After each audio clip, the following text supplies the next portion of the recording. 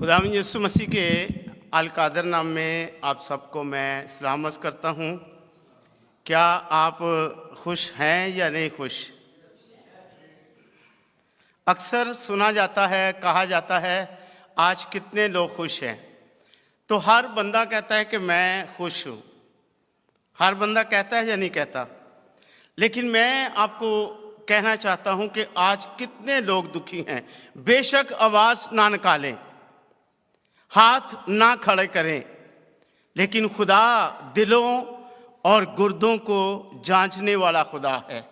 वो आपके दुखों से वाकिफ है, वो आपकी खुशियों से वाकिफ है, वो आपको दुखों से आज़ाद करने के लिए इस दुनिया में आया था, चला गया है, अब आने वाला है।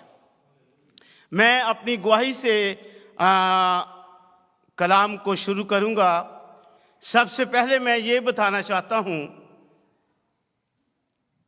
कुछ बातें तो पास्टर सदीक ने दुआ में कह दी, कुछ पास्टर सफदर ने कह दी, लेकिन मैं अपनी रूहानी तरक्की मेरी किस तरह होती है मैं आपको वो बताना चाहता हूँ कि मैं अपने चर्च के साथ, पाकिस्तानी न्यू लाइफ चर्च के साथ 1% नहीं 100% वफादार हूँ। और मुझे कई दफ़ा कई लोगों ने खींचने की कोशिश की, लेकिन मैंने साफ कह दिया मैं पाकिस्तानी न्यू लाइफ का हिस्सा हूँ और मैं उन्हीं का हिस्सा रहूँगा और जब तक मैं जीता हूँ उन्हीं के साथ रहूँगा। और मैं जहाँ भी जाता हूँ मैं टेलीफोन करके पास्टर सफदर को, पास्टर मानुअल को ज़रूर बताता हूँ कि मैं आज फलाने खादम के साथ जा रहा हूँ, फलानी कलीसिया में जा रहा हूँ, मैं ज़रूर उनको बताता हूँ। और ये मेरी वफादारी जो है ये मुझे रूहानी तौर पे मजबूत रखती है। और ये अगर मैं आपको नहीं कहूँगा आप कैसे करते हैं, लेकिन मेरी रूहानी तरक्की इस तरह होती है। और मैंने इस तरह खुदा से भी बातें करता हूँ और रूहानी तौर पे मजबूत रहता हूँ।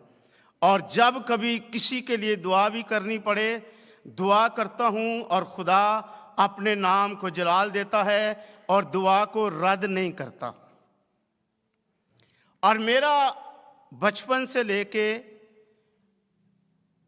आज तक खुदा ने मुझे संभाल के रखा, लेकिन हकीकी क्रिसमस मैंने 1986 में मनाया था।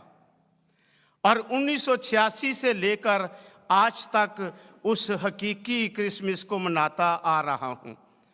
उसमें मुझे खुदा ने आवाज़ देकर बुलाया था और अपनी निजात दिखाई थी और अपनी निजात दी थी। और उस दिन से लेकर आज तक चढ़ाव लथाव ज़िंदगी में आता रहता है और ये आता रहेगा। लेकिन ये नहीं कि चढ़ाव था नहीं आएगा, ये आता रहेगा, लेकिन गिरे नहीं रहना, उठ खड़े होना है। खुदा उठाने के लिए आया है, खुदा आपको गिराने के लिए नहीं आया है। क्या ख्याल है जी?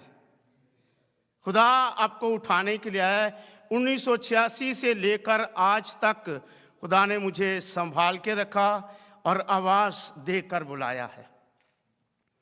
आखिरी बात करके फिर अपने मज़मून की तरफ आएंगे। ये अमेरिका की बात है और सच्ची बात है। गैर मसीह लोग थे, उन लोगों को $5000 की ज़रूरत थी। जिस तरह आपने रात को सुना कि हम बड़ा चर्च लेना चाहते हैं, चर्च छोटा पड़ गया है। उन्होंने गैर मसीह से आप समझ जाते हैं कि उन्होंने क्या लेना था। रिपीट नहीं मैं करना चाहता, लेकिन उन्होंने कुछ लेना था इबादत के लिए। तो आप यकीन करें, न्यू जर्सी की बात है, $5000 की ज़रूरत थी और 2 घंटों के अंदर टेबल के ऊपर $5000 पड़े हुए थे। किन्होंने दिए थे? जिन्होंने भी दिए थे उनके अपने लोगों ने उनको दिए थे।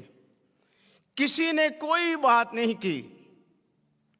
ये 3-4 महीने का वाकया है। किसी ने कोई बात नहीं की कि $5000 का हिसाब कौन देगा, कौन लेगा, इसका जिम्मेदार कौन होगा, जो हम इबादत के लिए ये खरीद रहे हैं इसका जिम्मेदार कौन होगा। कोई किसी ने बात नहीं की। लेकिन 5000 इकट्ठे कर लेना कोई आसान बात नहीं है। और अगर हमने, पास्टर सफदर ने कल आपको एक डिमांड की थी, उन्होंने ये नहीं कहा था कि आपने 5-5 हज़ार देना है। उन्होंने सिर्फ एक ही बात कही थी कि हमने बड़ा चर्च लेना है, ये चर्च छोटा पड़ जाता है। और कई लोगों के लिए उन्होंने रास्ते भी निकाले थे कि हम इस तरह काम करेंगे, और वो करके भी दिखाते भी हैं। आप यकीन करें, पिछले दिनों में ये सच्चा वाकया है। पिछले दिनों में हमने कुछ काम किया था जिसमें लिखत पढ़त के हिसाब से पैसे थोड़े थे, लेकिन पास्टर सफदर ने अपने पास से 700 रुपया एक्स्ट्रा दे दिया था। लेकिन मुझे कहने लगे कि आपने मुझे कोई पैसा नहीं देना। अब उनको पैसा खर्च मेरा हो रहा है, लेकिन उन्होंने क्यों इस तरह की हामी भरी? क्योंकि वो अपने लोगों से सिर्फ ये नहीं मेरे साथ करते हैं, उन्होंने और भी बहुत से लोगों के साथ किया होगा। लेकिन मैंने कहा भाई साहब नहीं, 40-50-100 की बात हो अलग बात है, लेकिन इतनी बड़ी रकम ये अच्छा नहीं लगता। तो वापस दिए, लेकिन उन्होंने नहीं लिए। बड़ी मुश्किल से उन्होंने वापस लिए। तो मेरे चीज़ों आए अपने मजमून की तरफ चलते हैं। लंबी चौड़ी बातें मैं आपको पता है नहीं करता, और वैसे भी 40 मिनट होते हैं, लेकिन मैं 40 मिनट कभी भी मैंने नहीं लिए। आज भी चंद बातें होंगी। बातें वही पुरानी हैं जिसको मैंने रिपीट करना है। मत्ती की इंजील से होंगी, लूका की इंजील से, और अब्रानियों के खत से। अब्रानियों के खत में 10वां बाब है, और 10वें बाब की 9वीं आयत में यूं लिखा हुआ है, और फिर ये कहता हूं। एक एक बात पर मैं हमेशा गौर करता रहता हूं। तो मेरे अजीजों, जब आप एक एक बात पर गौर करेंगे, आप किसी ना किसी मंजिल तक पहुंच पाएंगे। तो यहां पर लिखा है कि और फिर, अगर आप फिर पर आएंगे तो फिर इससे मुराद क्या है कि मैंने पिछले साल भी तुझसे चंद बातें की थी, और तूने साल पूरा गुजर गया है, लेकिन तूने पूरे साल में सारी बातों को इग्नोर कर दिया है। अब दोबारा से मैं तुझसे बातें करता हूं। और फिर से मुराद ये भी है कि दोबारा फिर के वापस आ जा। अब तुझे वहां पर जो कुछ तू ढूंढने गया था, तुझे कुछ नहीं मिला, कुछ हासिल नहीं मिला, हासिल नहीं हुआ। तो मेरे अजीजों, मेरे यीशु ये कहता है, किसी के पास तुझे कुछ भी नहीं मिलेगा मेरे सिवा। तेरे दुख को, तेरी तकलीफ को, तेरी मुसीबत को और कोई भी जान नहीं सकता। और इसमें कोई शक भी नहीं है, जो दुख और दर्द खुदावंद आपको संभाल सकता है, जो दुख दर्द आपके बदन से खुदावंद निकाल सकता है, और कोई भी निकाल नहीं सकता। और ये बातें खुदावंद चाहता है कि मेरी जिंदगी से आप तक पहुंचे, आपकी जिंदगी से दूसरों तक पहुंचे। इस तरह हम दिन दुगनी और रात चुगनी तरक्की करके कलीसिया के लिए, गैर कौमों के लिए और बहुतों के लिए बाहिस से बरकत ठहरे। और आगे लिखा है, देख मैं आया हूं। अब वो कहां पर आया है? वो जमीन पर किसके लिए आया है? क्यों आया है? जमीन पर उसको क्यों आना पड़ा है? क्योंकि उसने जमीन पर इसलिए आना पड़ा है कि इंसान को उसने अपनी सूरत, अपनी छवि पर बनाया था। सारे इख्तियार उसने अपने अपने लोगों को दिए थे, लेकिन इंसान ने अपनी नाफरमानी की वजह से सारे इख्तियार से हाथ धो के फिर दूर चला गया। और वही आदम जो हर रोज खुदा से ठंडे वक्त में बातें करता था, वही आदम अब पत्तों के पीछे छुप कर डरने लगा। और खुदावंद ने आवाज दी, आदम आदम तू कहाँ है? कहा या नहीं कहा? लेकिन क्यों वो छुपने लगा? क्योंकि उससे वो गलती होगी जिस गलती से उसने उसे रोकने की कोशिश की थी। और यहां पर लिखा है कि देख मैं आया हूं ताकि तेरी मर्जी पूरी करूं। वो हमारी मर्जी पूरी करने के लिए आया है, और हर रोज वो हमारी मर्जी पूरी करने के लिए आता है। जब हम पाकिस्तान थे, हम दिन रात दुआ करते थे, खुदावंद एक दफ़ा तू मैनू अमरीका लै जाए, मैं वफादार रहांगा, मैं दयानतदार रहांगा। लेकिन जब अमरीका आ जाते हैं, फिर संडे को भी हम काम करना शुरू हो जाते हैं। 7 दिन काम काम काम, फिर दूसरा और कोई काम नहीं हम करने की कोशिश करते। इबादत भी हम मिस कर देते हैं। पाजी साहब टेलीफोन कर करके थक जाते हैं, भाई जी कितने हो, की करिए भाई साहब अमरीका आए हूँ तो काम ही इन्ना के लभ गया वे, सिर खुरकन का टाइम नहीं लगता पाया। फिर जब पाकिस्तान में होते हैं, फिर कहते हैं खुदावंद एक दफ़ा ले जा। और यहाँ पर वो कहता है मैं तेरी मर्जी पूरी करना चाहता हूँ। हमारी मर्जी क्या है? हम दिन रात पैसा पैसा इसके सिवा और कुछ नहीं है। तो मेरे अजीजों, उसकी मर्जी ये है कि ज़मीन पर रहकर हम आसमान की बातें करें, ज़मीन पर रहकर हम आसमान की तैयारी की बातें करें और लोगों को खुदा के पास लेकर आएं और दूसरों के लिए बाहिस से बरकत ठहरे और उसके नाम को इज्जत और जलाल देने वाले बन जाए। और आगे लिखा है, गर्ज वो पहले को माकूफ करता है ताकि दूसरे को कायम करे। पहले को क्यों माकूफ किया जा रहा है? क्योंकि पहले ने नाफरमानी की है, इसलिए उसको उसकी जगह से हटा दिया जा रहा है, क्योंकि उसने वफादारी नहीं की। आज कलीसिया में भी ऐसे ही होता है। जो बंदा वफादारी के साथ अपने काम को सरंजाम नहीं देता, उसकी जगह दूसरे बंदे को मजबूरन लाना पड़ता है। लेकिन पुराना बंदा क्या कहता है, पता नहीं मैनू क्यों हटा दिया गया है।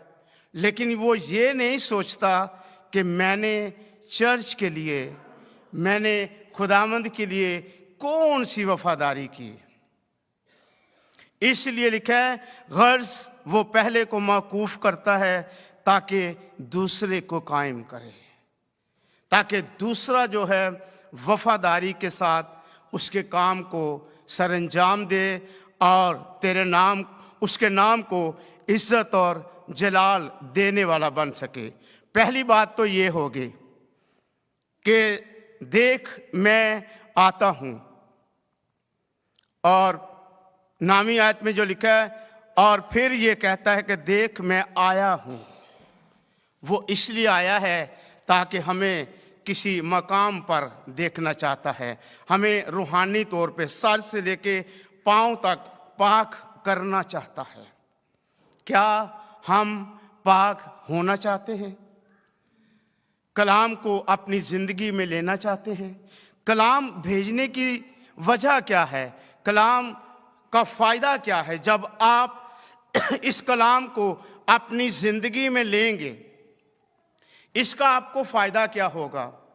जैसे जैसे कलाम आपके बदन के अंदर जाएगा, आपको फ़ायदा क्या होगा कि आपके बदन के अंदर से गुनाह आपके बदन से बाहर निकल जाएगा, पाकीज़गी आपकी ज़िंदगी में आती जाएगी, और जैसे पाकीज़गी आती जाएगी, बीमारियां आपके बदन से खारिज होती जाएंगी। दो फायदे ही फायदे हैं, इसमें नुकसान कोई नहीं है। लेकिन अफसोस है कि हम कलाम को सुनते हैं और फिर यहीं पर छोड़कर वापस चले जाते हैं। और ये वो जगह है जहां पर साल में एक मर्तबा कहन खिदमत गुजारी के काम को बहूर जलाने के लिए यहाँ पर आया करते थे, साल में एक मर्तबा। लेकिन पूरा साल वो तैयारी करते थे। आज तो खुदा का फजल है, अखा मलदे मलदे असी इत्थे पहुंच जाने। कितना फजल है खुदा का, अखा मलदे मलदे असी स्टेज के उत्ते आ जाने। आते हैं कि नहीं आते? आप माने ना माने आपकी अपनी मर्जी है, लेकिन इस जगह पर आने, ये कोई आसान जगह नहीं है। ये बड़ी अहम और पाक तरीन मकाम है जहाँ पर साल में एक मर्तबा कहानत का काम सरंजाम देने के लिए खुदा लोगों को ऊपर बुलाता था। और वो भी बुलाता, और फिर एक रस्सी यहाँ पर डली होती थी और घंटियाँ भी लगी होती थी। वो हिलता रहता था, पता चलता था कि जिंदा है, और ज़रा सी गलती उसी जगह पर गड़म करके गिर गया और जान निकल गई। फिर लोग रस्सी से उसको बाहर खींचते थे। लेकिन आज तो खुदा ने इतना फजल कर दिया है कि हम बड़े आराम से, देर से भी आए फिर भी हम सीधा ऊपर आ जाते हैं। लेकिन इस अहमियत को आज तक हम समझ नहीं पा रहे। मेरे अजीज़ों, इस अहमियत को समझिए, इस अहमियत को जानिए। जो इस जगह पर आ जाता है, मैं ये बात ईमान से कहता हूँ, वो मुर्दों की तरफ हाथ बढ़ाएगा, मुर्दे जिंदा हो जाएंगे। वो बीमारों की तरफ हाथ बढ़ाएगा, बीमार अच्छे हो जाएंगे। हम तो हमारा तो दुआ का अंदाज ही चेंज हो गया हुआ है। हमारा दुआ का अंदाज क्या है? आए खुदावंद बीमारी का बिस्तरा बदल दे, शिफा का बिस्तरा इसे अनायत कर दे। हमारी दुआ का अंदाज चेंज हो चुका है। इसको रखना बीमारी बिस्तर के ऊपर ही है, लेकिन पीछे जुमात सारी आमीन कह देती है। आमीन भी सोच समझ के कहा करें। कई दफ़ा लोग दुआ करते हैं, खुदावंदा ए ढोलकी नूं बरकत दे, ए वाजे नूं बरकत दे। तो बरकत का मतलब क्या है? बरकत का मतलब बढ़ना फूलना। एक ढोलकी से दूसरी ढोलकी होती नहीं है। तो मेरे अजीजों, दूसरी बात पे आते हैं। मत्ती की इंजील उसका पहला बाब है, और पहले बाब की 21 आयत में यूं लिखा हुआ है, उसके बेटा होगा और तू उसका नाम यीशु रखना। ये उसकी जिम्मेदारी थी। किसकी? यूसुफ की जिम्मेदारी थी। और खुदा शुरू से लेके आज तक रास्तबाजों से बातें करता आया है। गुनाहगार की दुआ जो है ना, इस छत से ऊपर नहीं जाती। ये बात याद रखिए, गुनाहगार की दुआ इस छत से ऊपर नहीं जाती। खुदा हमेशा रास्तबाजों की दुआ पर अपने कान लगाता है। रास्तबाज समुंदर की तह के अंदर भी चले जाएं, फिर भी वहां पर भी वो दुआ करेंगे तो उसकी दुआ सुनी जाएगी। और आपको याद होगा, एक रास्तबाज नाफरमानी की वजह से समुंदर की तह में मछली के पेट के अंदर चला गया था, और उसने वहां से चलाया और रोया और मिन्नत की, तो क्या उसकी दुआ सुनी गई कि नहीं सुनी गई? सुनी गई। भाई कह रहे सुनी गई है। भाई के लिए जोरदार तालियां बजाएं, मेरे लिए नहीं बजाएं।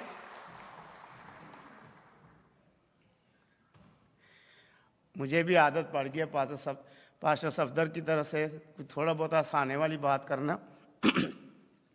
हंसना भी चाहिए है, गुस्से में नहीं, कलाम सुनना चाहिए। तो मेरे अजीजों, यहाँ पर उसकी जिम्मेदारी ये थी कि तूने उसका नाम यस्सु रखना है, यस्सु के सिवा दूसरा नाम नहीं रखना। अगर शायद मेरे जैसा बंदा होता तो मैं कह देता फरिश्ते को, और मेरे ख़ानदान में तो यस्सु किसी का नाम ही नहीं है। हमारे ख़ानदान में तो पतरस रखा जाता है, कोई और नाम रखा जाता है, कोई और नाम मुझे बता दीजिए, मैं वो नाम रखूँगा। लेकिन उसने पूरी तस्दीक करके उसको बताया कि यस्सु नाम रखना, क्योंकि वही अपने लोगों को उनके गुनाहों से निजात देगा। अब देखिए, गुनाहगार आदमियों को भी खुदा अपने लोग कह रहा है। वो आपको गुनाह के अंदर देखना पसंद नहीं करता, लेकिन अफसोस है कि हम कलाम सालों साल से सुनते आ रहे हैं, कई हजार साल हो गए ये कलाम हम सुनते आ रहे हैं। हमारी उम्रें भी 70-80 साल तक हो चुकी हैं। हजारों साल को छोड़ दीजिए, लेकिन अपनी उम्र पर ध्यान दीजिए कि वो हमें निजात देना चाहता है। हम इधर से निजात पाते हैं, फिर हम कहते हुण साडा काम खत्म हो गया। पास्टर सफदर ने मैसेज सानू दे दिता है, बपतिस्मा दे दिता है, हुण तो मैं सीधा ही आसमान की बादशाह में जाऊंगा, हुण रस्ते च कोई बंदा मैंने रोक नहीं सकता। लेकिन मेरे अजीजों, बाइबल कहती है जान देने तक वफादार रह, तब जाके जिंदगी का ताज मिलेगा। बपतिस्मा ले लेना काफी नहीं है, और कुछ लोग तो बपतिस्मा लेने के लिए तैयार नहीं हैं। कुछ लोग तो कहते हैं नहीं नहीं नहीं नहीं नहीं, और सानू तो बचपन का ही बपतिस्मा हो गया है। मेरा भी बचपन का बपतिस्मा हुआ था। मैं जब मुझे बपतिस्मे के लिए कायल किया जा रहा था, तो मैंने कहा जी मेरे माँ बाप ने क्या बपतिस्मे की तालीम मुझे गलत दिलाई? तो उस्ताद मेरे जो थे बड़े अक्लमंद थे, उन्होंने कहा नहीं, आपके माँ बाप ने बिल्कुल दुरुस्त किया, जितनी उनको अक्ल थी उन्होंने उतना ही काम किया। अगर वो बाइबल के दायरे में आकर चलते और बाइबल के दायरे के मुताबिक तुझे समझते, फिर वो खुद भी बपतिस्मा लेते और तुझे भी बपतिस्मे के लिए कायल करते। तो मेरे अजीजों, वो हमें हमारे गुनाहों से निजात देना चाहता है, छुटकारा देना चाहता है। लेकिन अफसोस कि हम छुटकारा पाना नहीं चाहते। बस हम कहते हैं प्रस्तिश कर ली, कलाम सुना लिया, कलाम सुन लिया, चर्च आ गए। और कई कुछ लोग तो ऐसे करते हैं, भाई साहब ऐ साडा हदिया रख लो, तो जदों सानू टाइम मिलेगा असीं उदों चर्च आ जाएंगे। तो मेरे जीजों, ऐसे हदिये भी खुदा पसंद नहीं करता कि आप चर्च ना आए तो हदिया आपका आ जाए। तो खुदा कोई भूखा है? वो तो हर रोज़ हमें देने के लिए, हमारी ज़रूरतें पूरी करने के लिए तैयार है। तो यहाँ पर लिखा है कि वो अपने लोगों को, या लफ्ज़ों पर गौर कीजिए, वो अपने लोगों को उनके गुनाहों से निजात देने के लिए आया है। और ये निजात का काम कोई आज से हो रहा है, निजात का काम सालों साल से हो रहा है, मूसा के दौर से हो रहा है। और मूसा को भी खुदा ने कहा उस चट्टान से पानी मांगना जो तेरे साथ साथ चलती है। वहां पर भी मसीह का जिक्र लिखा हुआ है खरूज की किताब में। और मूसा से भी थोड़ी सी गलती होगी, उसने कहा एक दफा चट्टान पर मारना, मूसा ने 2 दफा चट्टान पे मार दिया। गलती तो गलती है, चाहे 1 दफा हो चाहे 10 दफा हो। तो मेरे अजीजों, यहां पर लिखा है कि ये सब कुछ इसलिए हुआ जो खुदावंद ने नबी की मार्फत कहा था वो पूरा हो। खुदा नबियों की बातों को कभी भी रिजेक्ट नहीं होने देता। पुराने ऐदनामा में हम देखते हैं पेशन गोइयाँ हो रही थीं कि इस तरह तुम्हारे लिए एक लड़का तवल्लद होगा, तुम्हारे लिए, हमारे लिए नहीं। उन्होंने कहा हमारे लिए नहीं, तुम्हारे लिए। हम तो शायद नहीं देखेंगे, लेकिन तुम्हारे लिए उन्होंने, हमारे लिए उन्होंने पेशन गोई की थी। लेकिन यहाँ पर जब हम मत्ती की इंजील में पढ़ते हैं, यहाँ पर तो दावा किया गया है, और दावे पर भी हम ईमान नहीं ला रहे, दावे पर भी हमारा भरोसा नहीं। ये दावा नहीं तो और क्या है कि उसके बेटा होगा और तू उसका नाम यीशु रखना, क्योंकि वही अपने लोगों को उनके गुनाहों से निजात देगा। हम निजात पाना नहीं चाहते, बाकी सारी चीज़ें। मेरा एक अजीज़ है, उस वक्त मैं पाकिस्तान में था, वो मुझे बड़ा जोर लगाता है, एक दफ़ा मुझे तू अमेरिका ले जा। मैंने कहा एक दफ़ा आप बाप और बेटे रूल कुद्दस के नाम से पूरे दिल, पूरी अकल, पूरी जान से बपतिस्मा ले, उसके साथ वफादारी के साथ साथ चले, तो मैं दावे से कह सकता हूँ आपका अमेरिका का वीज़ा ऐसे लग जाएगा। कहता नहीं नहीं नहीं इंज नहीं, उत्थे जाके बपतिस्मा लेना है। मैं क्या फिर इंज खुदावा भी नहीं करता। खुदा को कभी भी आजमाने की कोशिश ना करें। खुदा को हम आजमाने की कोशिश करते हैं, खुदावन तुसी इंज करो तो मैं इंज करने से तैयार हाँ। लेकिन खुदावन क्या कहता है, मैंने क्या किया है, मुझे एक आवाज़ आई, ज़ेवियर ज़ेवियर ज़ेवियर, जब तक तू रास्तबाजी पूरी नहीं करता, ना तू मेरा दोस्त है ना तू मेरा भाई है। आप यकीन करें, उस रात मैं सारी रात नहीं सोया। मेरा तो हकीकी क्रिसमस उस दिन से शुरू हो गया है। तो उस दिन से लेकर आज तक, जिस दिन मेरी दुआ का मुझे जवाब ना मिले, तो मैं घंटों घंटे बैठा रहता हूँ। मेरी बीवी से पूछ लीजिए, मैं बैठा रहता हूँ एक जगह पर कि आज मेरी दुआ का जवाब क्यों नहीं आया, आज मुझे खुदा ने दुआ करने का फजल क्यों नहीं दिया, कौन सी खुदा मुझसे गलती हुई है। जब मुझे कलाम ना मिले तो मैं दुआ करता हूँ, आए खुदावन आज तूने कलाम नहीं दिया, कौन सी मुझसे गलती हुई है। मैं अपनी गलती का इकरार करता हूँ।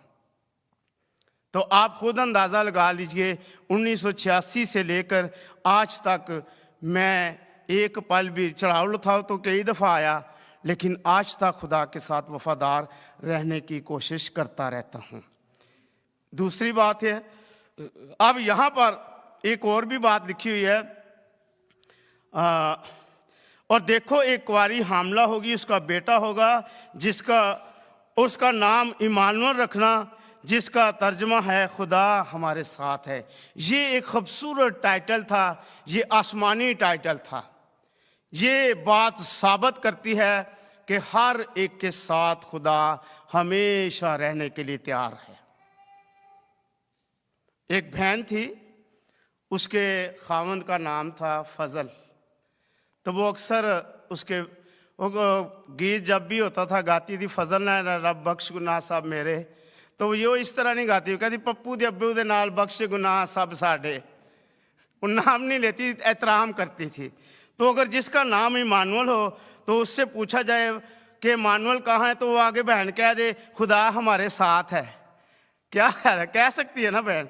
लेकिन हम चलते हैं अब तीसरी बात पर, ये बात आखिरी होगी, 3 भी बजने वाले हैं। तो मेरे अज़ीज़ों, यहाँ पर लूका की इंजील उसका 2 बाब और दूसरे बाब की 13वीं आयत है, जिसमें यहाँ पर लिखा है, यकायक उस फरिश्ते के साथ आसमानी लश्कर की एक गिरोह वो खुदा की हम्द करते और ये कहते हुए जाहिर हुए।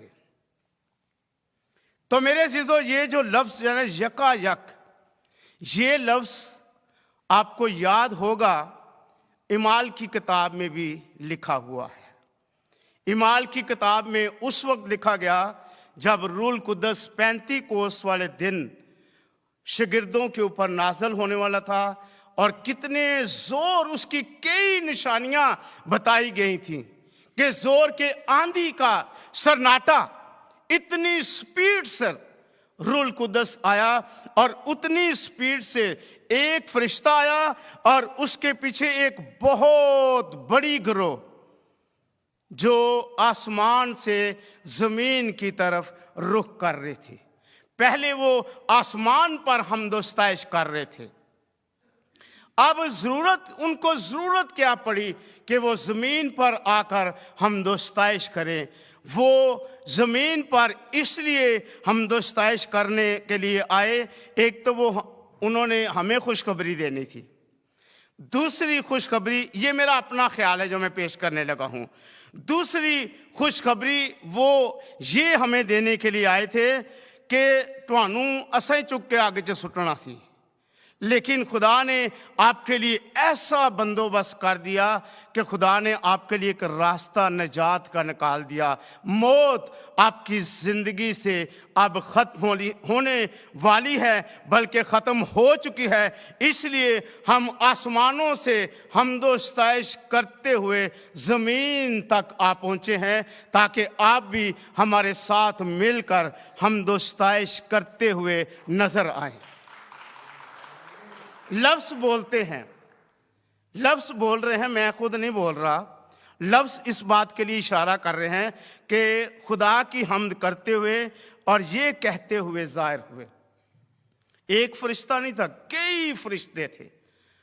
आप अंदाज़ा लगा सकते हैं, 1 लाख कह सकते हैं, 50,000 कह सकते हैं, यहाँ पर गिनती नहीं लिखी हुई इसकी, लेकिन गिरोह जो ना वो छोटा सा गिरोह नहीं होता। और अगर 10,000 भी बंदे हो ना तो बंदे कहते हैं बड़ा बड़ा जुलूस सी जी, बड़ा बड़ा जुलूस सी। 10,000 बंदे हो तो बहुत बड़ा जुलूस सी। तो आसमान तो पूरा आसमान ही हिल गया था जब यीशु ने ज़मीन पर आना था। आसमान पर तो हलचल मची हुई थी, आसमान पर तो वो तारीफ़ कर रहे थे। आसमान से तारीफ़ करते हुए हम जो मौत के साया की वादी में घूम रहे थे कि अब हमारी निजात के लिए सारे रास्ते बंद हो गए हैं, लेकिन आगे उन्होंने एक बड़ी खूबसूरत बात वाज़ह की, ये आखिरी बात होगी। बड़ी खूबसूरत बात उन्होंने वाज़ह की, ज़मीन पर उन आदमियों से जिनसे वो राज़ी है। अब यहाँ पर आके बंदे थोड़े हो गए हैं, राज़ी बंदे थोड़े हैं। अगर यहाँ पर भी बंदे ज़्यादा राज़ी हो जाएं तो ये सबसे बड़ी बात होगी कि आगे जो लिखे ना, आलमे बाला पर खुदा की तमजीद हो। ये बात किधर इशारा कर रही है कि हम तो आलमे बाला से आपके दरमियान आए हैं, अब आपका काम बनता है आप आलमे बाला पर जाकर खुदा की तमजीद करते हुए नजर आए। आलमे बाला पर जाने के लिए कोई भी तैयार नहीं, कोई है तैयार? मैं तो तैयार हूँ आलमे बाला पर जाने के लिए, लेकिन मेरे चीज़ों खुदा ने हमारे लिए मददगार रूल कुद्दस भेजा हुआ है। आप दुआ करेंगे, आप प्रस्तिश करेंगे, आंखें बंद करेंगे, रूल कुद्दस आपको आलमे बाला पर ले जाएगा। वहाँ पर आप खुदा की शुक्रगुजारी करके उसी मिनट में ऊपर चले जाएंगे, उसी मिनट के ऊपर आप नीचे आ जाएंगे। खुदा यीशु मसीह के दर्शन करके भी आ सकते हैं, लेकिन जब तक आपकी अपनी अकल बंद नहीं होती उतनी देर तक आपको रूल कुद्दस ऊपर लेकर हरगिज़ नहीं जाएगा। आलमे बाला पर भी आप जा सकते हैं और ज़मीन पर उन आदमी से जिनसे वो राज़ी है। और अगर आप नीचे पढ़ें तो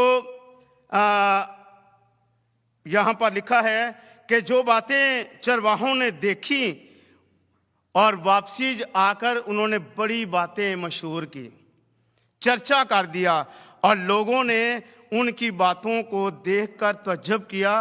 उनकी चरवाहों की बात की अहमियत कोई नहीं थी, उनकी बातों को इग्नोर किया जाता था, उनकी बातों के अंदर वज़न नहीं था। लोग गिनते कहते हैं तो एवं चरवाहे, इन्हों दे बदबू ही बड़ी आती है, इन्हों की गल्लां 'च कोई वज़न नहीं है। लेकिन मेरे अजीज़ों, उनकी बातों के ऊपर वजन था, क्योंकि जो कुछ उन्होंने देखा था वो जाके उन्होंने चेक किया, और जो फरिश्ते ने कहा था वो सब कुछ हकीकत में बदल गया। यीशु नासरी के लिए ज़ोरदार तालियां बजाएं।